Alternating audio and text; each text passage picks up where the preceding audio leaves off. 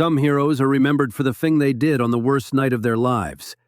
A very small number are owed almost everything for the thing they refused to do. So, it is midnight, and you are the duty officer south of Moscow.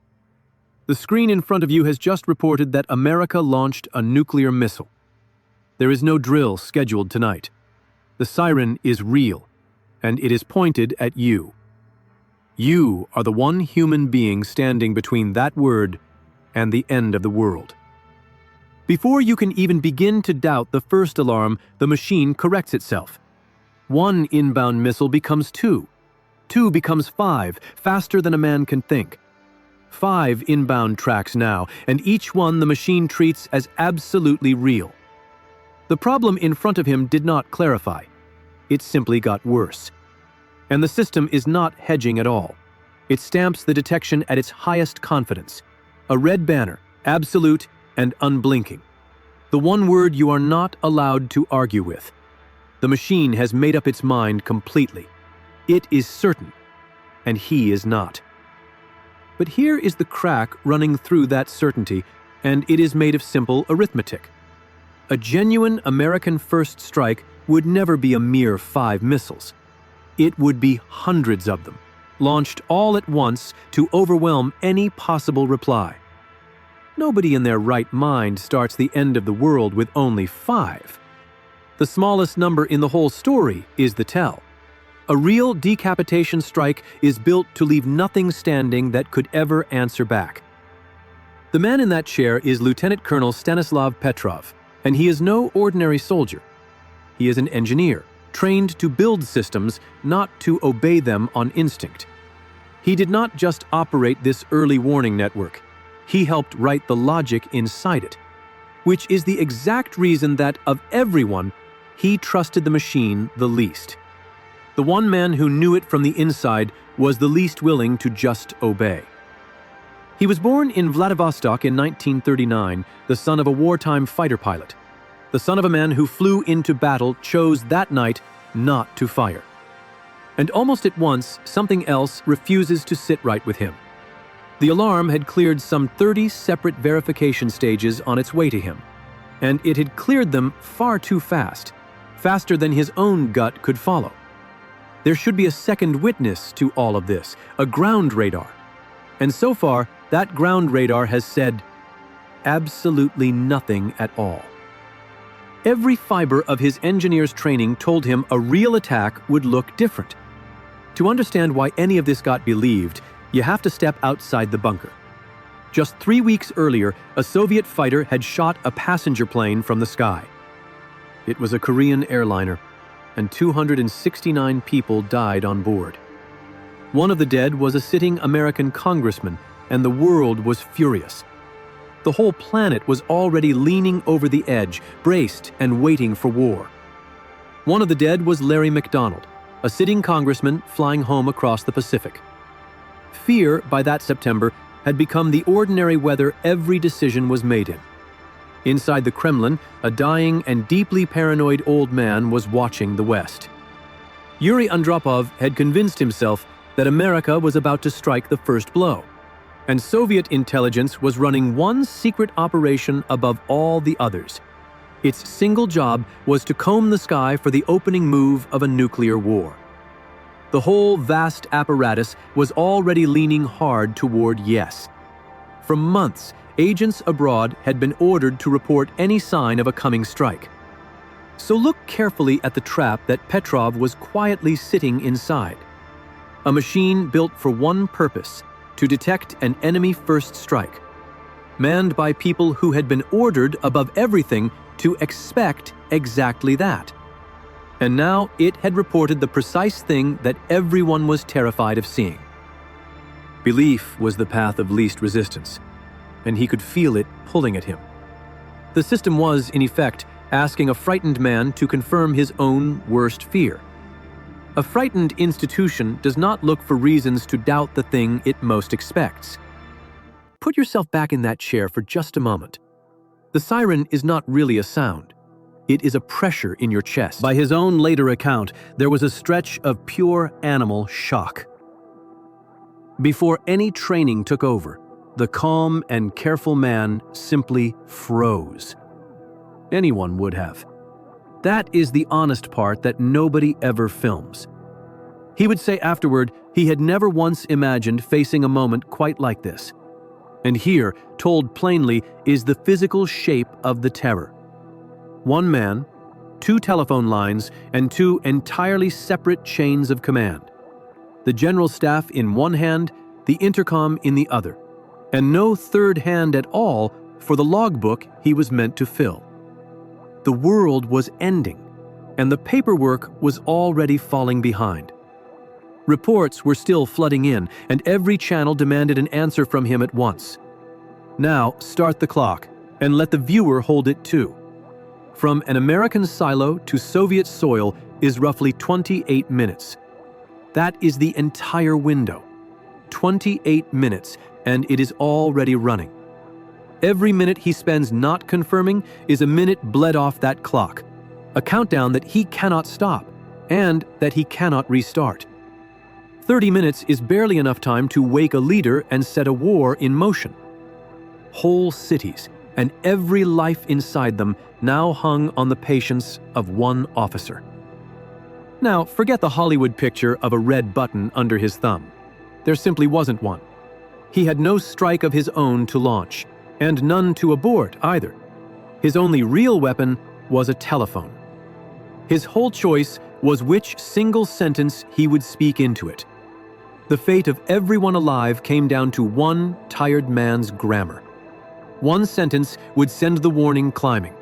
Another would quietly let it die with him.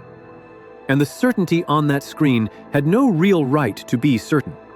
The satellites were newly deployed, their reliability already quietly doubted. A machine that had never once been tested by a real attack was now, calmly and coldly, declaring one. And the banner stayed red. He knew, better than anyone alive, precisely how such a system could fool itself. In the end, the decision came down to a single body signal. Later, he could only ever call it a funny feeling in his gut. No data resolved it for him. The radar stayed dark and silent. The banner stayed red. The clock just kept quietly bleeding out. And one tired man stood completely alone in the gap between them. He weighed the roaring certainty of the screen against the quiet unease in his chest. Strip away the sirens, the tracks, and the protocol for a second. What is left underneath all of it is unbearably small. One officer, one telephone, one held breath, and the entire human future balanced on a single, quiet question. Does he trust the machine, or does he trust himself? No procedure could make this choice for him. The manual simply ran out of pages. And the second witness never once spoke. Through the whole window in which it should have seen them, the ground radar that would light up with real missiles stayed dark. It stayed dark. It stayed completely silent. The corroboration that never came had become the loudest thing in the room. If those missiles were real, the horizon itself would have started to confirm them. And a silent horizon in that room was the most eloquent witness of them all. And understand what every single instinct in that room was telling him. The banner, the protocol, the paranoid month, his own hard training. All of it said one same thing. Report the attack as real. Reporting it was the safe, obedient, career-preserving choice. Saying malfunction was the one choice that ended him if he was wrong. One report from his post was the seed a real launch order could grow from.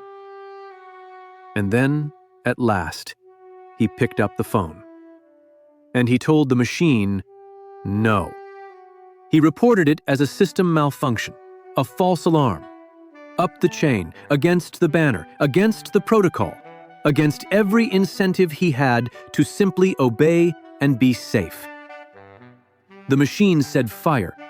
The man said wait. For a long moment, the whole chain of command waited on the word of one man. And then, nothing happened at all. The 28 minutes ran all the way out, and the sky over the Soviet Union stayed completely empty. No detonation, no counterstrike, no war. The loudest proof that he was right was the absence of an ending. For a few unbearable minutes, he simply waited to learn whether he had been right. Days later, the investigators finally found the culprit, and it was almost obscene in its smallness. Sunlight glinting off the tops of high-altitude clouds, caught at a freak angle by the satellites passing overhead, and read by the certain machine as 5 missile plumes. The end of the world had been a trick of the light. A rare alignment of orbit, sun, and cloud had painted 5 ghosts onto the sensors. Later, a second satellite in a higher orbit quietly confirmed the sky had been clear. The machine that vindicated him was another machine, consulted only because he overruled the first. And the world's thank you, when it finally came, was delivered flat. He was not decorated at all. He was reprimanded instead. The official charge against him was an incomplete logbook. Asked why the logbook was incomplete, he answered very plainly, "I had a phone in one hand and the intercom in the other." He received no reward of any kind for the night he may have saved everyone. He was quietly reassigned, passed over for promotion, and eased toward an early retirement. So draw the whole trade out as a receipt. Paid, 1 career, 1 certainty, 1 night of a man's life. Received, the continued financial existence of everything else. Years later, the world would get around to pricing the save. A single peace prize of 25,000 euros. The cheapest investment in all of recorded history. There would be a small trophy, a modest check, a ceremony almost nobody attended. Years on, he was quietly invited to tour an American missile base, the enemy's guest. And then he simply disappeared into an ordinary, unremarkable life. He left the military the following year and told almost no one. Later, he cared for his wife, Raisa, as her health slowly failed. When cancer took her in 1997, he was left entirely alone. A widower on a small pension in a small and quiet flat. For a while afterward, the strain of that night broke something quiet inside him. He told almost no one what he had done. He simply carried it home alone. He asked the world for nothing, and for most of his life, he received exactly that. Stanislav Petrov died in May of 2017. Pneumonia. Alone in that same small flat. The world he had quietly saved noticed months too late. The obituaries did not even run until that September. The man who held everything at midnight left as a footnote. For 15 long years, the world had no idea his name or that night existed. It surfaced only when a former commander finally wrote the story down in a memoir. The same officer who had first praised him had also, for years, helped keep it buried. His September was no fluke. That autumn, the world brushed the edge more than once. A NATO exercise weeks later so convinced Moscow of war that it readied a real reply. The largest prize of all came a year after his death, handed quietly to his family. He never once, in all those years, called himself a hero. "That was my job," he said when they finally asked him. But they were lucky it was me on shift that night. The machine was certain. The man was not. And doubt saved the world. See you next time.